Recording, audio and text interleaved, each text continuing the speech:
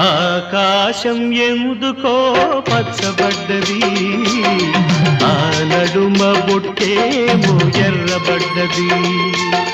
ఆకాశం ఎందుకో పచ్చబడ్డది, ఆ నడుమ బొట్టేమో ఎర్రబడ్డది. వీచే గాలుల తాకిడి, సాగే గువ్వల అలజడి, రమ్మని పిలిచే పైబడి.